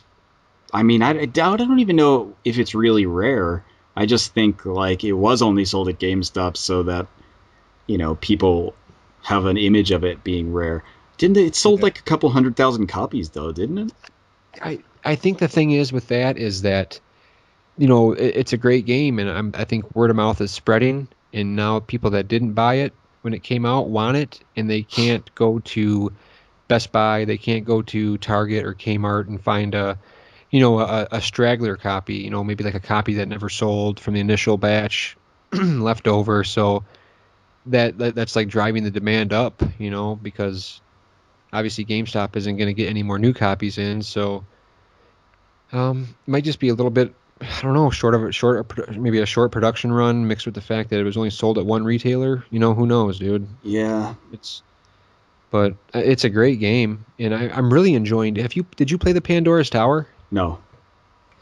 Wow, dude, I'm really enjoying that one. It's almost got that like Shadow of the Colossus vibe to it, where you're the focus of the game. You have to like save a loved one, like your I don't know if she's your girlfriend or whatever. She's like, a girl you obviously have strong feelings for. She has this like rare disease, and it causes her to like mutate into this creature, dude, with like it looks like the transition as she's changing looks painful. And she got like these tentacles that come out, and she like turns into this hideous thing. She's obviously like a really pretty girl, like before the change starts, and the only way you can stop this transformation is by going into this tower and climbing these different levels and slaying monsters and bringing back beast flesh. Hmm. And then you have to feed her this flesh. And you can tell by like she like is repulsed by eating it, and it's looks disgusting. And when she eats this flesh, it slows the curse. So the one thing that really will revert the curse is by bringing back Master Flesh. And Master Flesh is like the boss of each level. And I guess there's like 13 levels to this tower. So you have to go and slay these 13 um, like masters and bring back the beast flesh and have her eat it. And supposedly, once you kill all these monsters and feed her this flesh, the curse will be no more. And it's just kind of like set in like a desolate world type, kind of like Shadow of the Colossus, where it's just all like a lonely, lonely world, man. And it's the premise of you trying to save the one you love by killing it. I'm really enjoying it, dude. Yeah, I saw the reviews for it were kind of mixed in that some Yeah, people they liked it and were. some people didn't. But Yeah, I like the way it sounds. It sounds like a good game. I just haven't played it. I haven't really bought anything for the Wii for a long time. So yeah, it's definitely unique, and I'm really enjoying the last story as well, man. I think that's a really, really well written, enjoyable game. I like you. I haven't really bought anything for the Wii in a really long time. And I knew that these Project Rainfall games were if anything is going to interest me, it's going to be something like that. And there was such a big deal on getting these games over. I knew there's going to be something, so I figured I'd pick them up. And those three, I'm really enjoying. I think I've enjoyed those three games more than anything I've played on the Wii. I did really enjoy Mad World, but that's like an action game where it's just bloody as hell. But I enjoyed Arc Rise Fantasia as well, to a lesser degree. But they're all really good games, man. Yeah, but with the Wii U, I could definitely see myself getting one here pretty soon. If not for the only reason that I don't think I don't know unless Xbox really floors me with the exclusives. I don't see myself having a need to have two systems that basically have the same library this generation again. So I want to have like the Wii U obviously is going to be a system where we get different kinds of experiences due to the tablet controller and maybe some different kinds of gaming experiences overall.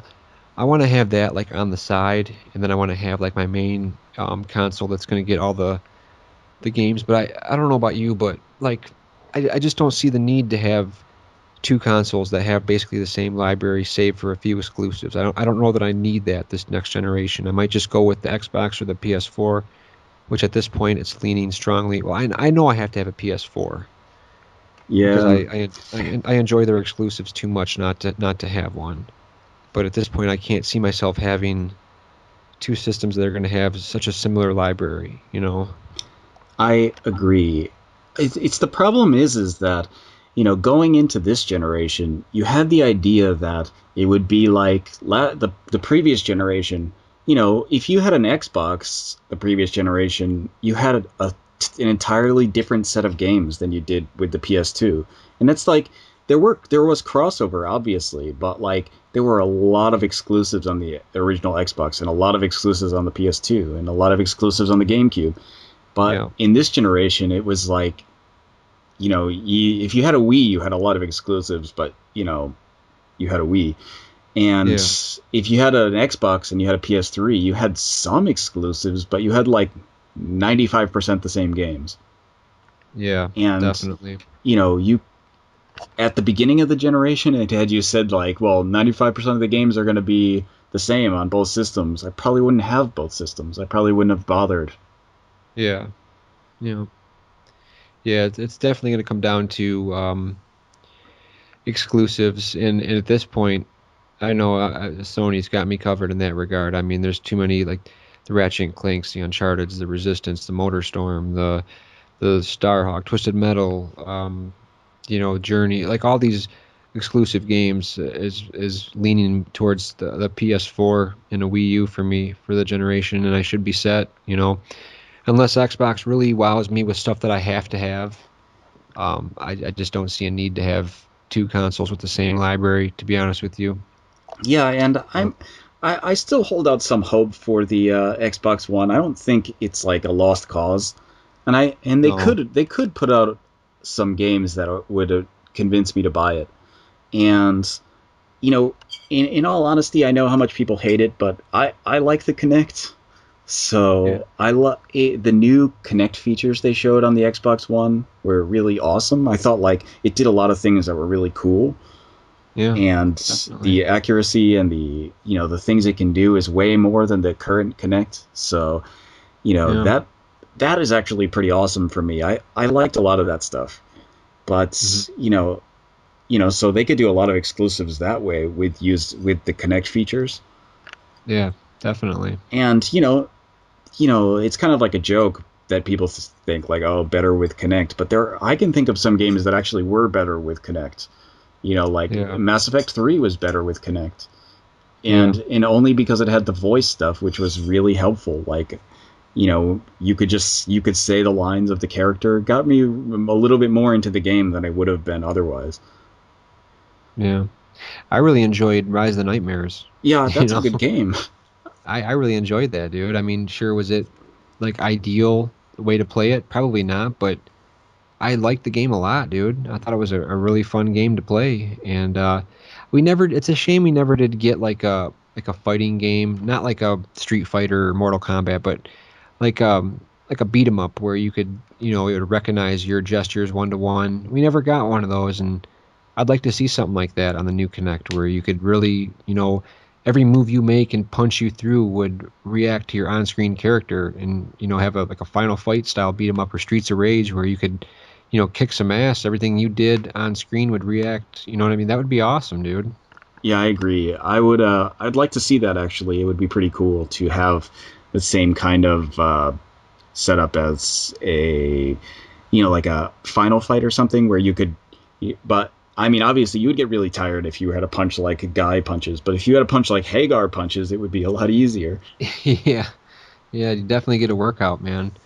There's a game for the PlayStation Move called The Fight Lights Out, And that's pretty damn close, man, to like one-to-one punching, where you hold like a move controller in each hand.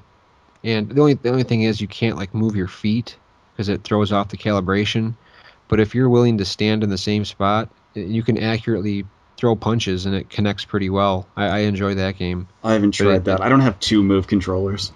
yeah, it's definitely a workout. And that's, the move really gets a bad rap too, but that's got some awesome rail shooters on it. And I like sorcery a lot. So I mean, the connect and the move are, thrown out there pretty quick and not a lot of hardcore support, but they're both peripherals that really have a lot of potential that can be expanded upon this generation for Yeah, sure. I hope that happens. I hope they come out with some stuff on the Xbox One for Connect that's awesome.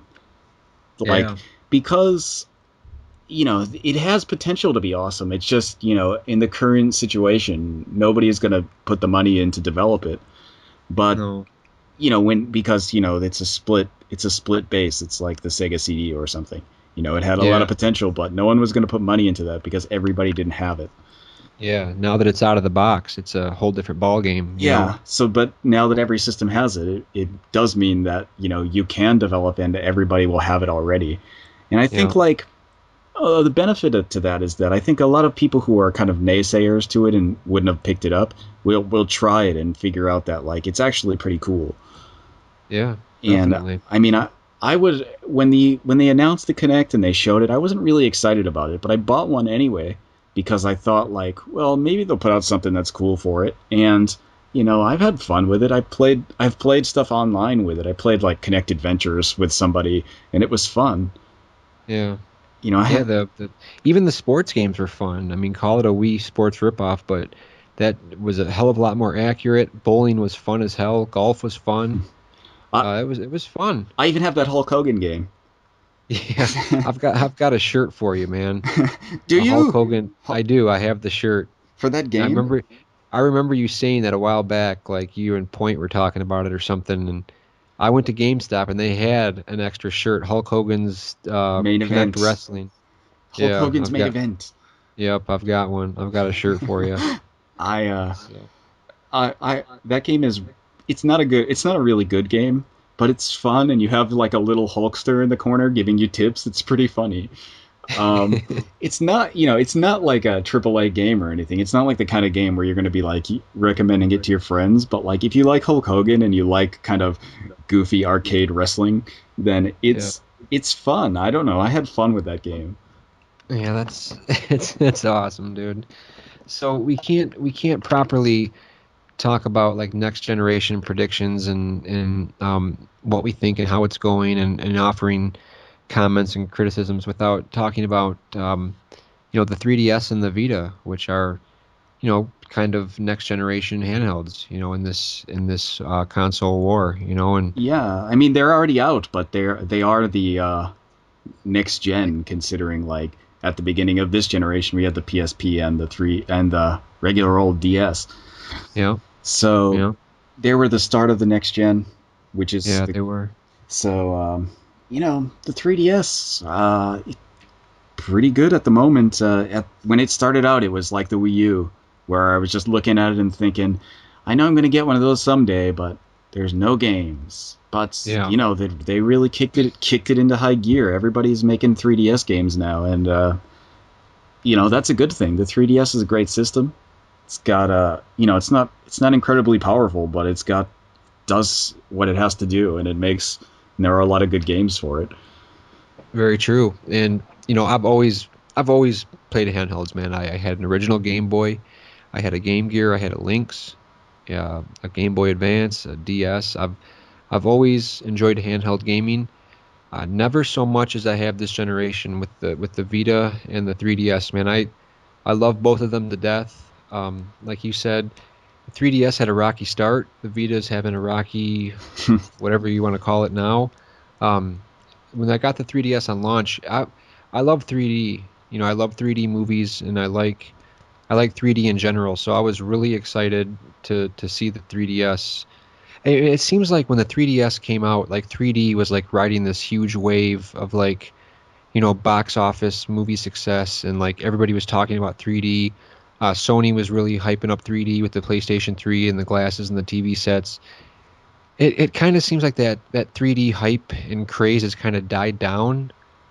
Um, I don't hear as much talk about 3D anymore, but I think, in my opinion, it really adds to the gaming experience when it's done right in games. I mean, granted, it's not optimal to have to hold the 3DS, and if you kind of move your hands or move the system or turn your head, it kind of goes blurry. That kind of yeah, it's annoying. It kind of sucks, but Yeah, played the right way, I think games like you said, it's not very powerful. But when I look at games like Resident Evil and even like Luigi's Mansion 2, those are like damn good looking games, man, and they run well, they look amazing in 3D, and I think it really adds to the gameplay. It's like to me, it's like looking in a little window, or you like know, like a diorama. yeah, like a diorama, and it's really I love the 3DS. I think the system's on fire, and it's a great example of I'm not the biggest Nintendo fan in terms of their first party offerings, but even the DS and now the 3DS, there's such strong third party support and such great games being made for it that I really like the handheld quite a bit. Yeah, I'm really enjoying the 3DS, and I was pretty skeptical at first. I mean, I don't have a really big DS library actually. I wasn't like a huge fan of the DS. Like Hmm. I bought one on launch day, but the thing is the 3DS. Like the amount of 3DS games I have now is probably like almost the amount I have of DS games. So the Yeah. 3DS is like really killing it for me. Like I often look for 3DS games. I'm always looking at news for new ones. There's lots of new third party stuff coming out that's great. Hmm. Uh, the system is just really good. I can't complain about it. I have no complaints about the 3DS beyond that. Like 3D actually gives me a headache. Yeah. So Yeah. y- Yeah. When it first came out, I think I picked up Steel Diver, Pilot Wings, and Ridge Racer. Those were my launch games. Super Street Fighter interested me, but I have that on a console, and I'm not really trying to. I'm not big enough into that to try to get on a handheld and fight competitively or whatever. But the 3D and Pilot Wings was really good. That was the first game I saw like in 3D running on the system, and I was super impressed. And Ridge Racer, even though there was no online, looked great. And it was a little slow at first. Like Zelda came out, and then it just seems like it was like boom, all of a sudden, Mario 3D Land hit, Mario Kart hit, and then the RPG started coming, Code of Princess, and then you got games like Kid Icarus, which I do like Kid Icarus a lot. That was one Nintendo game that I really enjoyed growing up, and it's cool to see that come back. yeah, see, I And then really liked Kid Icarus growing up, but the 3DS one looks terrible to me. the control scheme is not ideal. Yeah, It's not. yeah. The thing with the thing with the 3DS right now is that I don't have like a huge amount of games that are coming out in the near future that I'm looking forward to. I'm waiting Yeah. for E3 for some big announcements though. Yeah. Right now I don't have a whole lot on the burner for the 3DS. Yeah, that's the question mark for me too. I know I want Shin Megami Tensei 4 and I want Project X Zone. Yeah, those are games I already have though, so it's kind Yeah, of you've already got those. So, but other than that, dude, I don't know what more in the future. I mean, obviously they announced like a new Zelda and some new, I think, was it not Donkey Kong? yeah. Donkey Kong Was it came out though, was didn't it? Donkey Kong Country 3D. yeah, yeah. What was the other game they announced? A new Yoshi, new Yoshi. Was that for the Uh, Wii U though? the Yoshi announcement? Yeah.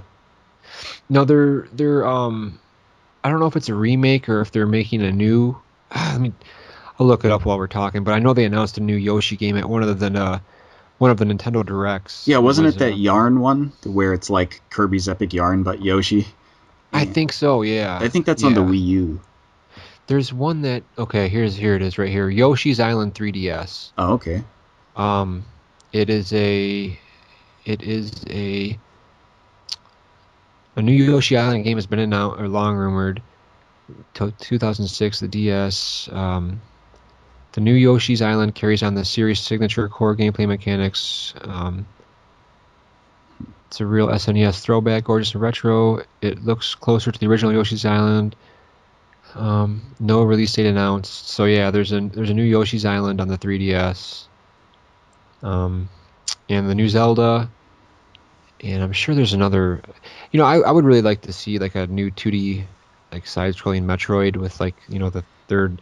I don't know if you played the Castlevania game on the 3DS. Oh, I Uh, haven't played it yet. wow, man, that game with the 3D on looks amazing because it's like fixed camera angles and this stuff in the background, these castles and these gothic environments, they just pop to life, man. It is like you said, like a diorama. It's an amazing looking game with a 3D on. That's actually like a really enjoyable game. It kind of like uses like the cave story 3D kind of graphical style where there's stuff going on in the background where it's like I don't know, like you'll see it coming towards you and then it like veers off into the background and then levels out and just crazy stuff going on in the background and it's super impressive, man. And it's like a 2.5D type thing.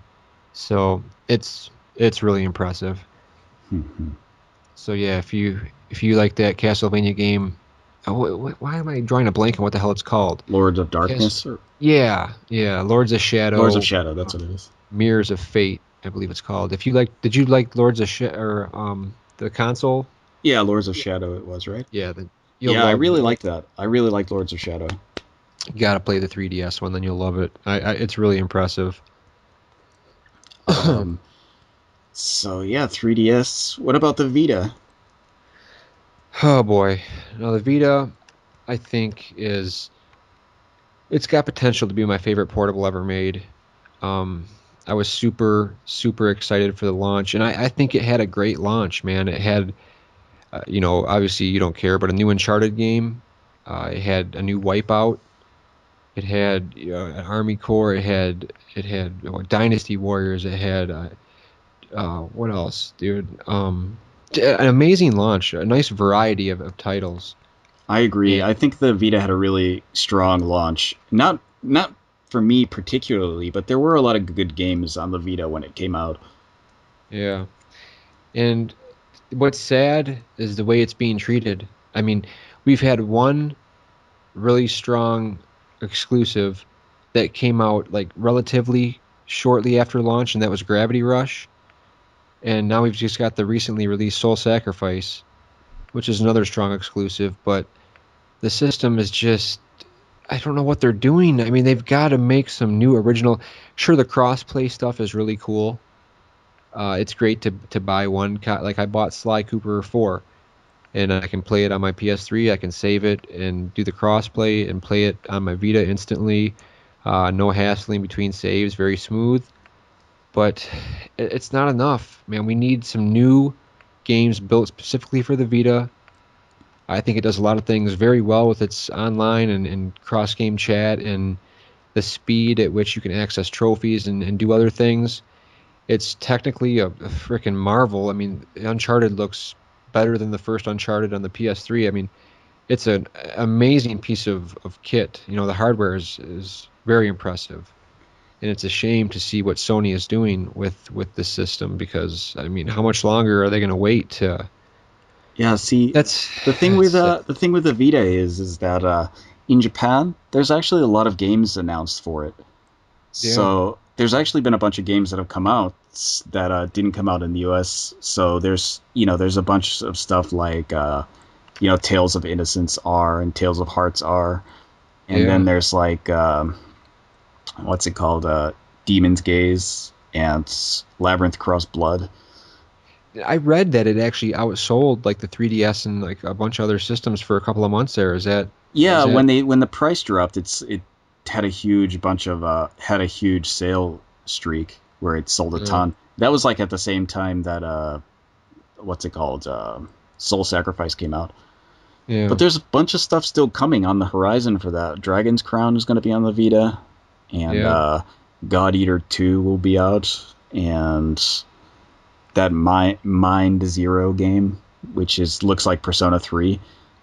Yeah. Um, They just said that the Rayman Legends. I really enjoyed Rayman Origins, and it looked amazing on the Vita. I think that Rayman Origins like looked better on the Vita than the home console versions. It looks so gorgeous on that screen. hmm, They just announced today that they're going to port the new one, Rayman Legends, which was supposed to be a Wii U exclusive.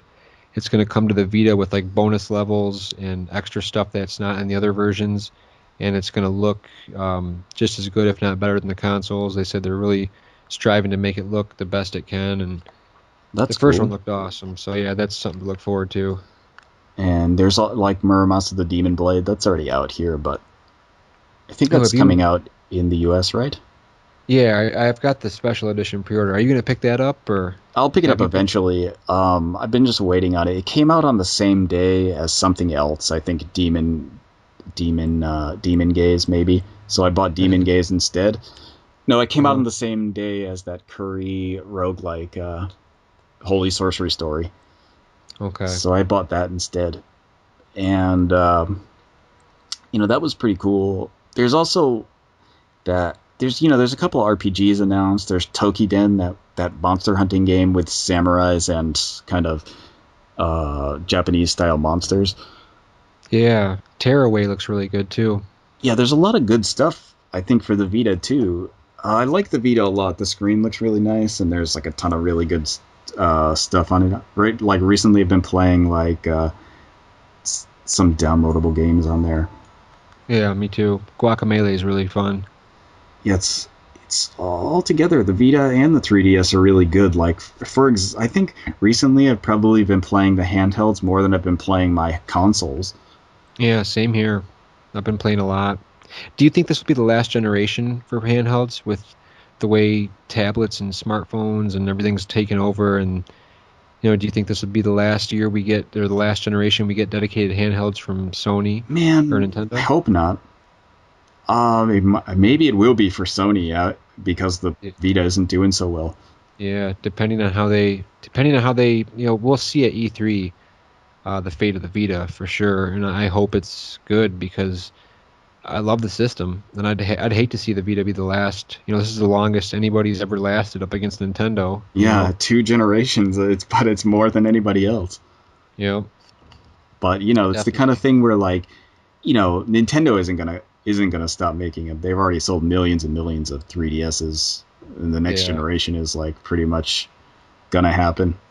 Although in yeah, Nintendo's case, I couldn't see the handheld going away, but if the Wii U continues selling as poorly as it is, they might straight give up on the home console. yeah. It's been really bad. It hasn't been selling at all. Everywhere I go, there's tons of those systems everywhere. Yeah, the thing is, You it's like know, I'm not even saying like it's gonna make Nintendo go out of business, but I remember them saying that like after the GameCube, if they were like if the next console, which was the Wii, sells as much as the GameCube, then we're gonna stop making home consoles. So like the Wii was a huge success, but now the Wii U is out and it's in Japan it's selling half of what the Vita sells every week. yeah. And the funny thing is I heard people say, oh, the PS3, the 360, man, the Wii won the generation. And I think to myself, what did they win? Did Well, they really win sales, they anything? won Like, sales, but they might have won sales, but okay, those people that bought those Wii systems, they didn't buy any games. All yeah, those casuals, they didn't buy any games, and it didn't change Nintendo's situation with third-party developers. It didn't change the situation where the third-party devs know that people buy Nintendo first-party games, and that's it for the most part. It didn't change anything. If anything, they're back at where they were with the 64 and the GameCube. They're back I in mean that that's where they same, are now. Yeah, yeah. I It's I like, hope I really hope that like they turn it around for the Wii U because I'm gonna buy one and I want games to be made for it. But yeah, currently you know it's kind of not looking so hot for the Wii U, and yeah, I mean that's sad for me because it's sad for anyone who likes games, but yeah.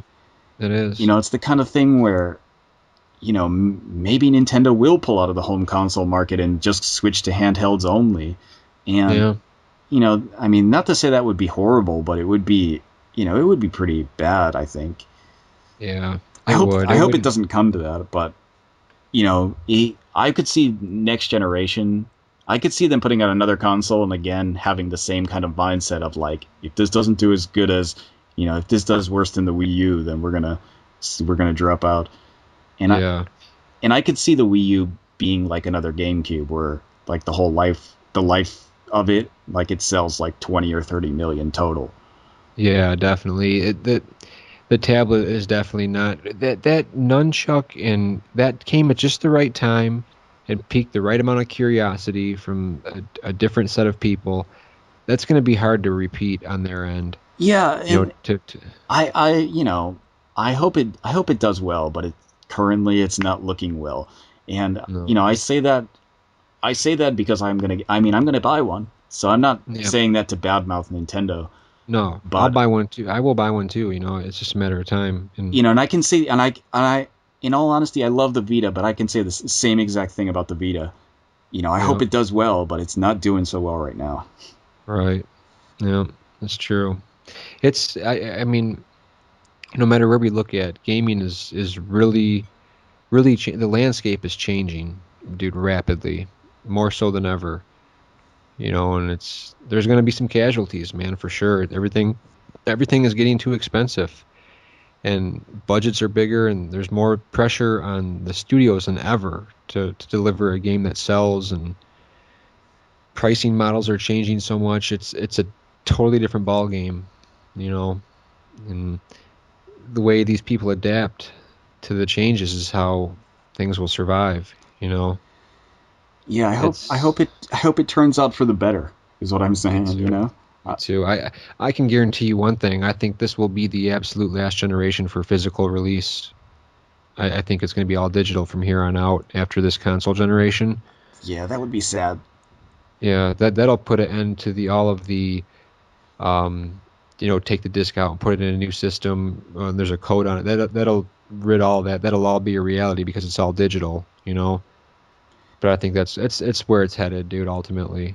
I mean, Yeah, I hope if anything they don't do that with the handheld systems, even though it's convenient. Like it's not convenient to have to switch out the memory and stuff all the time. yeah, it's not.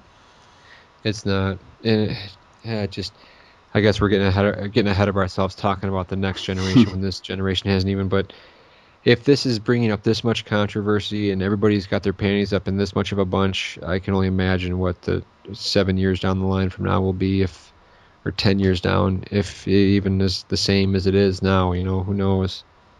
It's changing fast, man. But as of right now, really looking forward to the E3, looking forward to the new announcements of games, and really enjoying the handhelds that are out now. It's an exciting time for Yeah, sure. hopefully some of the worst case scenario stuff we talked about in the beginning doesn't come to pass. And Yeah, none of it is set in stone at the moment because none of those systems are out. So no, hopefully all our fears will be assuaged in some way.